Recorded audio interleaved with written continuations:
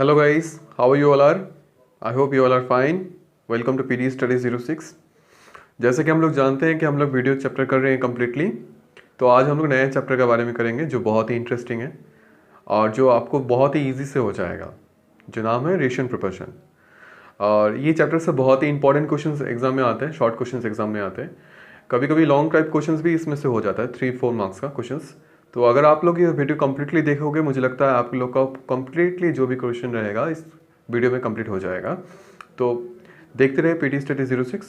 चलिए शुरू करते हैं। So the first question is, what is ratio? And the answer is, a ratio is the comparison of two or more quantities of same kind or type by division. I mean, if A and B are two quantities of same kind or same unit, then the fraction A by B is called the ratio, or A to B. We write is A is to B here. A is called the first term or antecedent and B is called second term and consequent. For an example, if a fruit box containing 8 oranges and 7 lemons, then the ratio of the oranges to lemon is 8:7. Next question. How many types of ratios? And the answer is, ratios generally 6 types. And now we will continue our discussion in the video. Let's start it.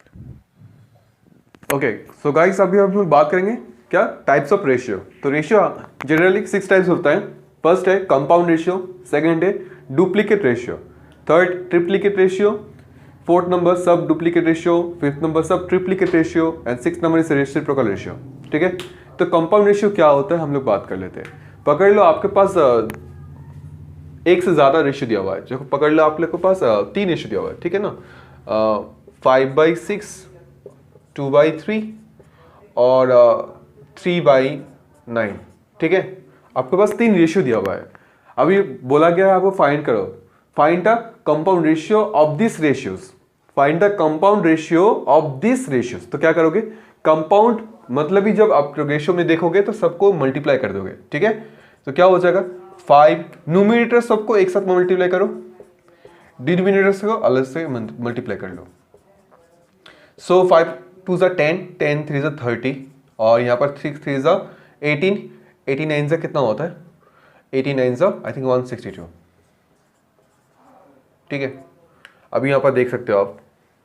अभी अगर देखोगे ये दोनों अगर divisible है तो आप divide कर सकते हो। जैसे ये दोनों 3 से डिवाइड है तो डिवाइड कर लो, तो कितना होगा 3 10 से 30 एंड 3 से डिवाइड करो तो 3 5 से 15, 3 5 से 15 एंड 3 4 से 12। अभी फिर देख रहे हो बोथ 2 से डिवाइड होता है तो 2 से डिवाइड कर लो, तो कितना होगा 5 हो जाएगा और ये 27 हो जाएगा। ठीक है, तो इस तरह से तो रेशियो क्या होगा अल्टीमेटली वो बन जाएगा 5/27।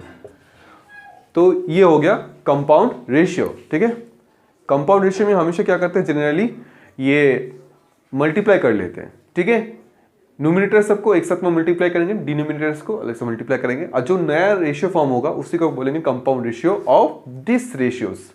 ये सब रेशियोज तो मिला के ही ये बना था ना, तो बोलेंगे क्या compound ratio of this ratios. ठीक है, नेक्स्ट क्या है डुप्लीकेट रेशियो। तो डुप्लीकेट मतलब क्या होता है, कभी भी आपको एक रेशियो दिया हुआ है, जस्ट सपोज दैट आप पकड़ लो कि एग्जांपल में मैं इसको इरेज कर दे रहा हूं तो आसान होगा समझने।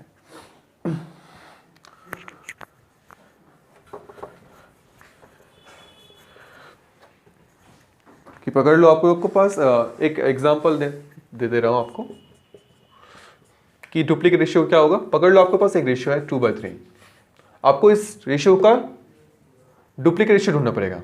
ठीक है, तो डुप्लीकेट रेशियो जब भी बोलेगा कोई रेशियो को ढूंढने के लिए जब आप उसको स्क्वायर कर दो, बोथ साइड में जो भी रहेगा दोनों का ही स्क्वायर करना पड़ेगा। ठीक है, 2 का स्क्वायर कितना होता है 4। ठीक है, और 3 का स्क्वायर कितना होता है 9। तो हो गया, तो 2 का स्क्वायर 4, 3 का स्क्वायर 9, तो 4/9 जो नया रेशियो बना ये होगा ये 2/3 का duplicate ratio. Next similarly for triplicate ratio, मतलब उसको 3 टाइम्स मल्टीप्लाई करेंगे। जैसे इसको यहाँ पर 2 टाइम्स मल्टीप्लाई करें, देखो स्क्वायरिंग मतलब होता है 2 टाइम्स, ट्रिप्लीकेट में हम लोग 3 टाइम्स करेंगे, ट्रिप्लीकेट में हम लोग 3 टाइम्स करेंगे। ठीक है, या फिर हम लोग इसको ऐसे भी लिख सकते हैं तो कितना होगा, 2 का क्यूब बनता है 8, 3 का क्यूब होता है 27, तो 8/27 होगा 2/3 रेशियो का ट्रिप्लीकेट रेशियो। ठीक है, नेक्स्ट बात करेंगे सब डुप्लीकेट रेशियो। देखो जैसे डुप्लीकेट रेशियो मतलब क्या होता है, इंक्रीज होता है, फ्रैक्शन का जो नंबर सब होता है ना वो इंक्रीज हो जाता है, स्क्वायर बनता है तो इंक्रीज होता है। सब डुप्लीकेट में क्या होगा, वो डिक्रीज हो जाएगा, मतलब छोटा हो जाएगा। जैसे एक एग्जांपल पकड़ लो, ये सब 4 नंबर का एक एग्जांपल पकड़ लो, जैसे है आपका 64/81। ठीक है, तो इसको आपको सब डुप्लीकेट रेशियो निकालना है, सब डुप्लीकेट रेशियो। कभी भी अगर कोई रेशियो का सब डुप्लीकेट रेशियो निकालने बोला है तो आप जस्ट उसको ऊपर में एक रूट ओवर डाल देना। ठीक है, रूट ओवर 64/√81। तो हम लोग जानते हैं रूट ओवर 64 किसका स्क्वायर होता है, 8 का, और 81 किसका स्क्वायर होता है, 9 का। तो स्क्वायर रूट कट जाएगा तो क्या बचेगा, 8/9। तो यहां पर देखो 8/9 जो नया रेशियो मिला वो किसका है, वो 64/81 का सब डुप्लीकेट रेशियो। ठीक है, कभी भी सब वर्ड अगर आप लोग देखोगे फर्स्ट में सब, ठीक है, इसका मतलब याद रखना वो छोटा हो जाना होता है, और डुप्लीकेट मतलब ट्रिप्लीकेट मतलब ये बड़ा होना, क्योंकि वो डबल हो रहा है, ट्रिपल हो रहा है। ठीक है, सब मतलब छोटा हो जाना, और डुप्लीकेट ट्रिप्लीकेट मतलब वो बड़ा हो जाना। ठीक है, अच्छा नेक्स्ट एग्जांपल पकड़ लो कि यहां पर लिखा हुआ है फाइंड सब ट्रिप्लीकेट रेशियो। तो पकड़ लो यही रेशियो में लेके काम कर रहा हूं, 64/81। इसका बोला है सब ट्रिप्लीकेट रेशियो निकालने के लिए। ठीक है, तो क्या करना पड़ेगा, इसी फ्रैक्शन का मुझे क्यूब रूट निकालना पड़ेगा, क्यूब रूट। ठीक है, क्यूब रूट निकालना पड़ेगा 64/81। तो हम लोग जानते हैं अगर 64 के एलसीएम करेंगे तो हम लोग जानते हैं 4 टाइम्स को अगर 3 से 4 टाइम्स, अगर हम 3 को 4 टाइम्स, 4 को 3 टाइम्स मल्टीप्लाई करेंगे तो 64 आएगा। सिमिलरली अगर हम लोग 4 टाइम्स ना, इसका क्या हो जाएगा, सिंपल आप देख लो कि यहाँ पर में हो जाएगा 3 × 3 अगर मैं 3 करता हूँ बाई चांस, ओके, तो यहाँ पर थोड़ा दूसरा नंबर दे दे रहा हूँ मैं, आपको आसान होगा। तो फिर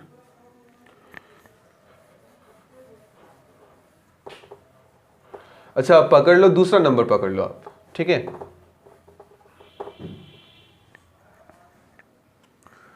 सब ट्रिप्लीकेट रेशियो का एक एग्जांपल दे रहा हूं मैं। ठीक है, देख लो आप कि 27/64। तो सब ट्रिप्लीकेट रेशियो का अगर हम लोग निकालना पड़ेगा तो जस्ट इसी का जो फ्रैक्शन है वो सबका हम लोग को क्यूब रूट निकालना पड़ेगा। तो cube root by 27 and cube root of 64। तो हम लोग जानते हैं 27 का अगर हम लोग एलसीएम करेंगे 3 × 3 × 3 आएगा, और अगर हम लोग 64 का करेंगे तो 4 × 4 है। ठीक है, तो हम लोग इसको लिख सकते हैं ना 3 टू द पावर क्यूब, और यहाँ पर क्यूब रूट मतलब होता है 1/3। सिमिलरली यहाँ पर बोलेंगे 4 टू द पावर क्यूब, और ऊपर में 1/3 था क्योंकि क्यूब रूट निकालना था। तो ये 3 कट जाएगा, तो हम लोग का जो आंसर आएगा वो 3/4 हो जाएगा, वो बन जाएगा 3/4। ठीक है, ये बन गया आपका सब ट्रिप्लीकेट रेशियो। ठीक है, किसका सब ट्रिप्लीकेट रेशियो, 27/64।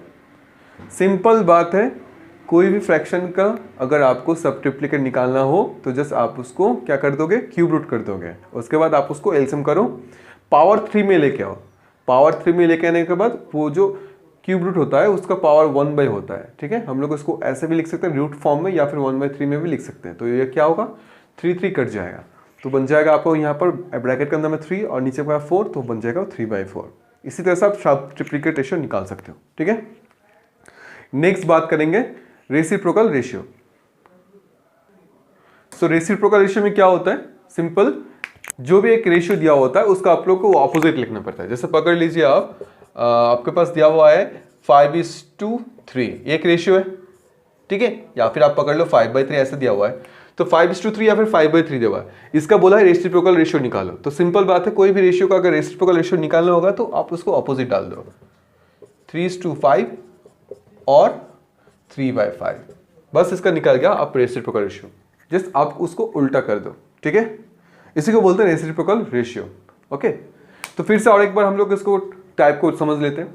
कंपाउंड रेशियो मतलब क्या होता है, कभी भी एक से ज्यादा अगर रेशियो दिया होता है, वो सब रेशियोज का अगर कंपाउंड रेशियो आपको निकालने बोला है, जस्ट आप उस रेशियोज का न्यूमरेटर को मल्टीप्लाई करो एक साथ, डिनोमिनेटर का रेशियो को मल्टीप्लाई करो एक साथ, जो नया रेशियो निकलेगा उसी को हम लोग बोलेंगे कंपाउंड रेशियो। ठीक है। Next duplicate ratio. कोई भी रेशियो का अगर डुप्लीकेट रेशियो निकालना है तो क्या करोगे, जस्ट आप दोनों को ही स्क्वायर कर दोगे, बोथ साइड में, न्यूमरेटर को भी और डिनोमिनेटर को भी। ठीक है, तो हो गया वो duplicate ratio. Triplicate ratio third number में क्या है, ट्रिप्लीकेट रेशियो। तो ट्रिप्लीकेट रेशियो में क्या करना पड़ता है, उसको 3 टाइम्स मतलब क्यूब करना पड़ता है आपको। ठीक है, तो क्यूब कर दो ऊपर नीचे मतलब न्यूमरेटर डिनोमिनेटर में, तो आपको मिल जाएगा ट्रिप्लीकेट रेशियो। सब डुप्लीकेट रेशियो क्या होता है, सिंपल, उसको आपको स्क्वायर रूट निकालना पड़ता है, स्क्वायर रूट निकालना पड़ता है। ठीक है, बोथ साइड में अगर स्क्वायर रूट डाल दोगे तो वो बन जाएगा सब डुप्लीकेट रेशियो। सब ट्रिप्लीकेट में क्या होगा, आपको उसमें क्यूब रूट यूज करना पड़ेगा, बोथ साइड में क्यूब रूट। ठीक है, और रेसिप्रोकल में क्या करना पड़ेगा, आपको बस रेशियो को चेंज करना पड़ेगा। जैसे यहाँ पर 5:3 है तो इसको 3:5 करना पड़ेगा। ठीक है, तो मैं अभी एग्जांपल दे रहा हूँ, आप लोग ये सब को एग्जांपल को अटेंड करना। ओके गाइस, तो अभी आप लोग बोर्ड में देख रहे होंगे कुछ क्वेश्चन दिया हुआ है मैंने अभी। ठीक है, आप इसको पॉज कर लो, पॉज करके आप सब ये सब क्वेश्चन को स्टार्ट कर लो। ठीक है, और चेक करो कि आपको कितना समझ में आया है, खुद से आपको अपना इवैल्यूएशन करो। जैसे लिखा है फर्स्ट क्वेश्चन में, find compound ratio of this ratios, find duplicate ratio of 9/10, find triplicate ratio of 6/7, find सब डुप्लीकेट रेशियो ऑफ 81/100, फाइंड सब triplicate ratio of 27/125, find reciprocal ratio of 27:9। ठीक है, आप खुद का रेवल्यूशन करो, कितना कर सकते हो आप, अटेंड कर सकते हो, कितना समझ में आया आपको, तो भी आप समझ पाओगे कि आप कितना समझ रहे हो। ठीक है, तो स्टार्ट कर दो इसको।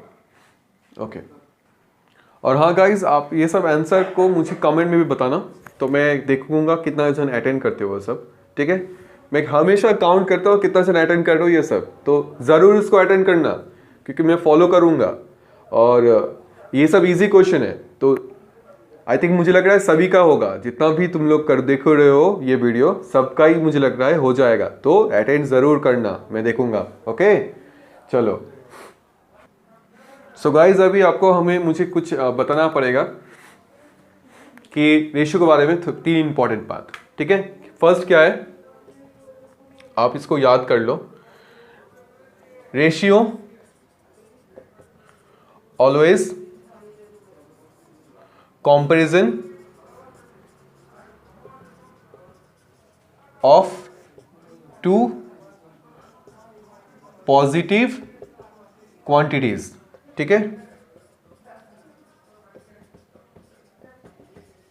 याद रखना, रेशियो हमेशा 2 पॉजिटिव क्वांटिटी का ही कंपैरिजन होता है, तो इसको आप ध्यान में रखना। ठीक है, नेक्स्ट,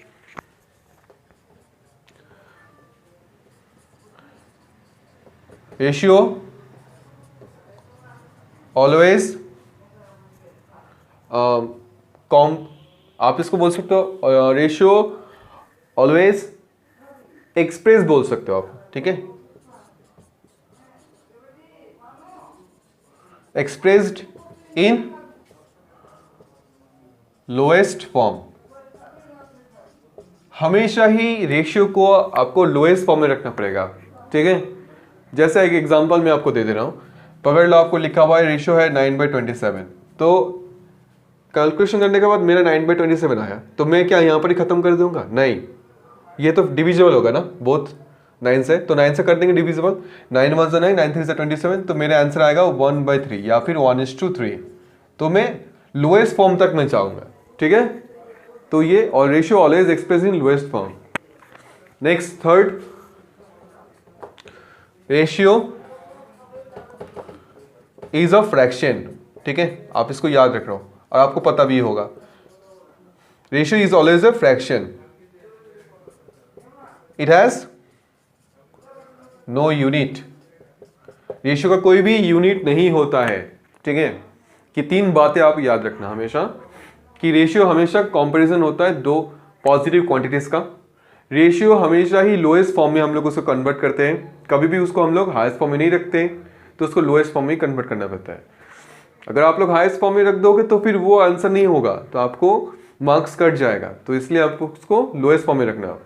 थर्ड क्या है, ratio is always a fraction, it has no unit. Ratio हमेशा एक फ्रैक्शन है जिसका कोई यूनिट नहीं होता है। ठीक है, तो ये सब बात था, ये सब प्रॉपर्टीज था रेशियो के बारे में।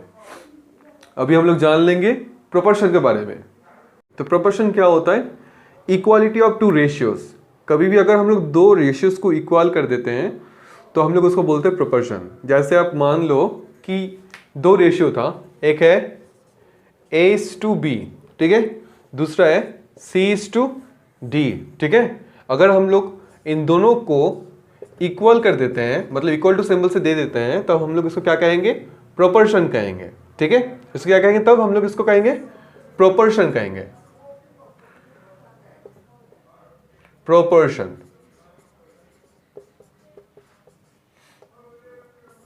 अभी इस प्रोपोर्शन कैसे लिखते हैं? हमेशा प्रोपोर्शन को कभी कभी हम लोग इस फॉर्म में लिखते हैं, या फिर हम लोग A:B, C:D इस फॉर्म में भी लिखते हैं, ठीक है, याद रखना। ओके, तो अभी हम लोग को पता चल गया कि प्रोपोर्शन क्या होता है। अभी देखते हैं प्रोपोर्शन का जितना भी हम लोग टर्म्स यूज करें उन सबको क्या बोलते हैं। तो यहां पर देखो, फर्स्ट में जो लिखा होता है इसको बोलते हैं फर्स्ट टर्म।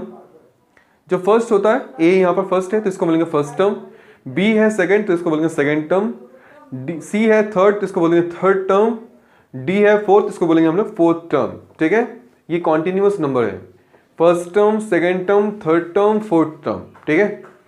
या फिर आप लोग इसको ऐसे भी बोल सकते हो, ये दोनों जो होता है ए और डी, इन दोनों को बोला जाता है एक्सट्रीम टर्म।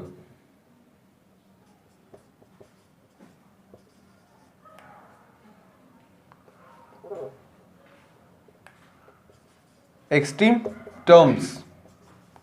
और यहां पर बी और सी जो बोला जाता है इनको बोला जाता है मिडिल टर्म्स, मिडिल टर्म्स और मीन टर्म्स, ठीक है। तो यहां पर बी और सी क्या है? मिडिल टर्म्स है। ए और डी क्या है? एक्सट्रीम टर्म्स है। कभी कभी आपको कहीं कहीं लैंग्वेज में कभी फर्स्ट टर्म दिया जाएगा, कभी मीन्स टर्म दिया जाएगा, तो आप उसमें कंफ्यूज मत होना। फर्स्ट टर्म मतलब होता है ए, ठीक है। अगर हम लोग बात करेंगे एक्सट्रीम टर्म्स बोलेंगे तो ए और डी होगा। अगर हम लोग मिडिल टर्म या मीन टर्म का बात करेंगे तो बी और सी होगा, ठीक है। ये हो गया रेशियो के बारे में। अभी हम लोग देखते हैं रेशियो को हम लोग इस फॉर्म में भी कन्वर्ट कर सकते हैं। तो अगर हम लोग इस फॉर्म में रखते हैं तो हम लोग इसको क्या कर सकते हैं? मल्टीप्लाई कर सकते हैं। जैसे कि यहां पर देख रहे हो आप, क्या लिखा हुआ है? A/B = C/D। आप दोनों को क्रॉस मल्टीप्लाई कर दो, क्या होगा? A:D, मतलब क्या बन जाएगा? मल्टीप्लाई। A:D मतलब AD। सिमिलरली B के साथ C को मल्टीप्लाई करो, B के साथ C मतलब B:C मतलब BC। ये जो ये सब मल्टीप्लाई करके निकालें, इस फॉर्मूला का बोलते हैं हम लोग क्रॉस मल्टीप्लिकेशन रूल, ठीक है। क्रॉस मल्टीप्लिकेशन रूल, आपको इसको याद रखना पड़ेगा। तो रेशियो जो प्रोपोर्शन होता है उसका 3 फॉर्म होता है। फर्स्ट ये हो गया, सेकंड ये हो गया, थर्ड आपका ये हो गया। तो ये 3 फॉर्म को आपको याद रखना पड़ेगा, मैंने यहाँ पर भी डाल दिया है, तो आप इन तीनों को याद रखना। तो ये हुआ first form, second form, third form, ठीक है। डबल रेशियो से हम लोग प्रोपोर्शन को डिनोट करते हैं। तो यहाँ पर हो गया ये first term, second, third, first term और फोर्थ टर्म, तो इसको बोलते हैं क्या? Extreme terms. सेकंड टर्म और थर्ड टर्म को क्या बोलते हैं? Middle terms. हो गया, ठीक है। चलो, आई होप आप लोग को समझ में आया होगा। और चैनल को सब्सक्राइब कर देना, लाइक भी बटन दबा देना, ठीक है। और ये वीडियो को अपने दोस्त लोग के साथ भी शेयर करना, क्योंकि ये बेनिफिट उन लोग को भी हो जाए। चलो, इसके बाद हम लोग डिफाइन करते हैं क्या उसका टाइप्स, कितना तरह का होता है प्रोपोर्शन। सो गाइज, यहाँ पर देख रहे हो आप कि टाइप्स ऑफ प्रोपोर्शन कितना तरह का होता है। प्रोपोर्शन प्रोपोर्शन 4 तरह का होता है। फर्स्ट क्या बोलते हैं हम लोग उसको? Continued proportion. नेक्स्ट है क्या? Mean proportion. थर्ड में क्या है? Third proportion. फोर्थ में है क्या? फोर्थ प्रोपोर्शन, ठीक है। तो कॉन्टिन्यूड प्रोपोर्शन क्या होता है? जस्ट सिंपल पकड़ लो कि आपको 3 जस्ट क्वांटिटीज दिया हुआ है। जैसे पकड़ लो A/B/C लिखा हुआ है, आर इन कॉन्टिन्यूड प्रोपोर्शन, ठीक है। तो इसका मतलब क्या होता है? इसका मतलब होता है आपको इन तीनों से ही रेशियोज बनाना पड़ेगा। और ये हो गया इस तरह से, A/B भी लिखेंगे पहले फर्स्ट, उसके बाद लिखेंगे B/C, ठीक है। तो बन गया हम लोग का कॉन्टिन्यूड प्रोपोर्शन। कॉन्टिन्यूड प्रोपोर्शन मतलब क्या होता है? उसी 3 क्वांटिटीज से हम लोग को प्रोपोर्शन बनाना पड़ता है, उसी को बोलते हैं कॉन्टिन्यूड प्रोपोर्शन। मतलब ये कॉन्टिन्यू रहता है, ठीक है। अगर पकड़ लो, देखो यहाँ पर एक मैं पॉइंट दे दे रहा हूँ कि जितना आपको क्वांटिटीज रहेगा रेशियो उससे एक कम रहेगा। जैसे यहाँ पर क्वांटिटीज 3 था तो रेशियो उसका 2 होगा। अगर पकड़ लो यहाँ पर और एक होता है डी होता है, तो मेरा क्या हो जाता है यहाँ पर इक्वलिटी देखो और एक बनता है, तो ये बन जाता है C/D। जो पहले वाला फ्रैक्शन का जो डिनोमिनेटर रहेगा उसी को उसका नेक्स्ट वाला फ्रैक्शन का वो न्यूमरेटर होगा। सिमिलरली यहाँ पर देखो C था तो ये C बन गया, तो इसको कहते हैं क्या, कॉन्टिन्यूड प्रोपोर्शन। ये और भी हो सकता है, D हो गया, E F G H, ऐसे भी और भी नंबर आ सकता था। ठीक है, तो इसका क्वेश्चन कैसे बनता है, इसका क्वेश्चन ऐसे बनता है जैसे पकड़ लो लिखा हुआ है फॉर एन एग्जाम्पल कि 5 3x are in continued proportion, okay, continued proportion,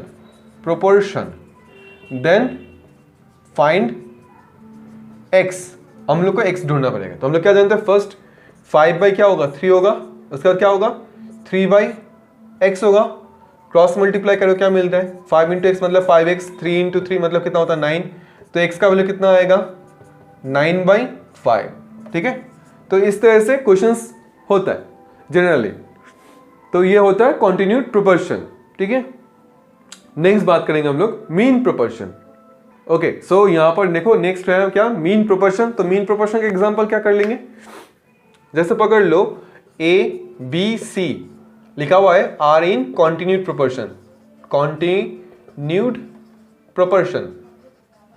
ठीक है, तो हम लोग का मीन प्रोपोर्शन निकालना पड़ेगा। तो यहां पर देखो जो मिडिल में है होगा उसी को हम लोग बोलेंगे मीन। तो इसका मीन प्रोपोर्शन क्या होगा, सिंपल हम लोग कॉन्टिन्यूड प्रोपोर्शन क्या लिखते हैं, A/B is equal to B/C, क्योंकि यहाँ पर 3 क्वांटिटीज था तो 2 फ्रैक्शन होगा। तो यहाँ पर सिंपल B का वैल्यू कितना होगा, B इंटू बी मतलब B² is equal to A into C मतलब AC। तो B का वैल्यू क्या मिल रहा है, √AC, यहाँ पर प्लस माइनस दे दो, तो ये हो गया तुम्हारा मीन प्रोपोर्शन। कैसे फाइंड करना पड़ता है, फॉर एग्जाम्पल आप पकड़ लो क्वेश्चन में लिखा हुआ है find the mean proportion of 9 and 12। So 9 and 12 का हम लोग को क्या निकालना पड़ेगा, मीन प्रोपोर्शन। ठीक है, कभी भी अगर हम लोग को मीन प्रोपोर्शन निकालना पड़े 9 and 12 या फिर कोई भी 2 नंबर का, तो आप यहां पर लिख लो कि let the mean proportion B, let the mean proportion be x। ठीक है, तो यहां पर B था मीन प्रोपोर्शन, अभी हम लोग का x हो गया, तो आप जस्ट B के जगह x कर दो, प्लस माइनस डालो। A मतलब क्या होगा आपको फर्स्ट कितना है 9 और C मतलब कितना आपका 12। ठीक है, जस्ट मल्टीप्लाई कर दो, कितना होता है प्लस माइनस 108। ठीक है, तो अभी बस इसको ऐसे करना पड़ेगा। ठीक है, बस आपको ध्यान में रखना पड़ेगा कि आप क्या कर रहे हो, और अभी इसको आप लोग स्क्वायर रूट से हटा भी सकते हो। जैसे यहां पर क्या हो जाएगा तो यहां पर बन जाएगा आपका 6 3 36, 6 प्लस माइनस 6√3। ठीक है, इसका आंसर बन जाएगा क्या 6√3। अगर 108 को अगर आप स्क्वायर रूट से निकालोगे तो आपका बन जाएगा 6√3। तो बन गया इसका मीन प्रोपोर्शन। ठीक है, इसी तरह का क्वेश्चंस आपको एग्जाम में देखने को मिला है जनरली। चलो अभी हम बात करते हैं थर्ड प्रोपोर्शन की। तो क्या होता है थर्ड प्रोपोर्शन के, सेम वैसे ही अगर पकड़ लो आप, आपके पास दिया हुआ है A B या फिर B C, अगर इस तरह से दिया हुआ है, आपको निकालना बोला है कि फाइंड थर्ड प्रोपोर्शन। ठीक है, आपको फाइंड करना पड़ेगा थर्ड प्रोपोर्शन। तो यहां पर थर्ड प्रोपोर्शन मतलब क्या होता है, यहां पर C जो है उसको हम लोग बोलेंगे या थर्ड प्रोपोर्शन। तो कैसे निकालना पड़ेगा थर्ड प्रोपोर्शन को, सिंपल बहुत इजी है कि हम लोग फर्स्ट लिखेंगे A/B is equal to B/C, क्योंकि ये कॉन्टिन्यूस फ्रैक्शन था तो इसको हम लोग ऐसे लिखेंगे। ठीक है, उसके बाद हम लोग मल्टीप्लाई कर देंगे, A इंटू C मतलब AC और B इंटू B मतलब B²। तो यहाँ पर C हम लोग का था थर्ड प्रोपोर्शन, तो C का वैल्यू कितना हो जाएगा B²/A। ठीक है, तो ये बन गया फॉर्मूला उसका B²/A। आप एक एग्जांपल ले लो, आप एग्जांपल के थ्रू समझोगे और भी अच्छा समझोगे। पकड़ लो, आपको दिया हुआ है 2, 5 और 2, 5। Find the third proportion of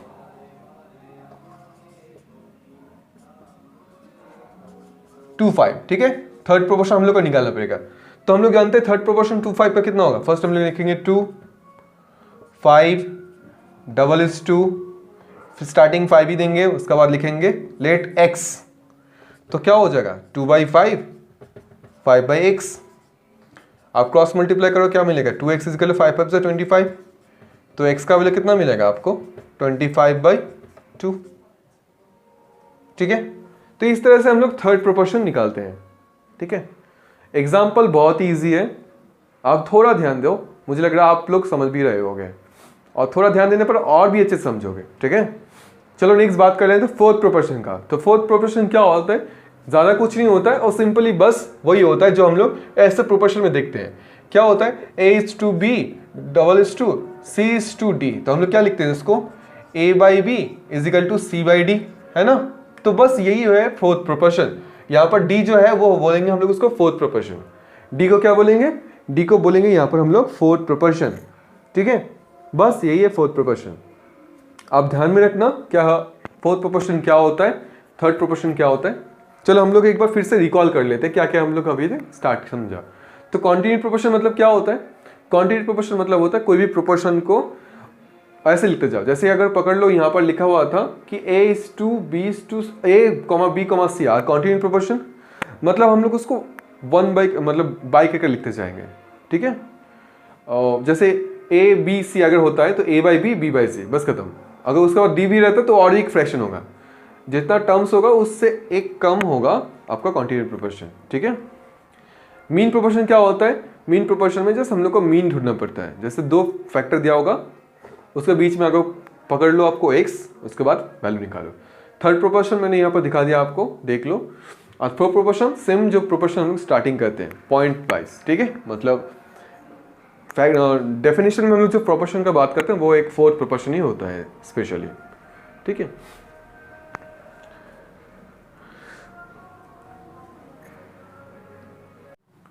okay guys, सो आप लोग बोर्ड में देख रहे हो कुछ क्वेश्चन मैंने दिया है अभी। ठीक है, ये सब प्रोपोर्शन से रिलेटेड है, आप लोग को ये सब को सॉल्व करना पड़ेगा और आप लोग इसको सॉल्व करना। तो फर्स्ट क्वेश्चन क्या लिखा हुआ है, find is the mean proportion of 16 and 25।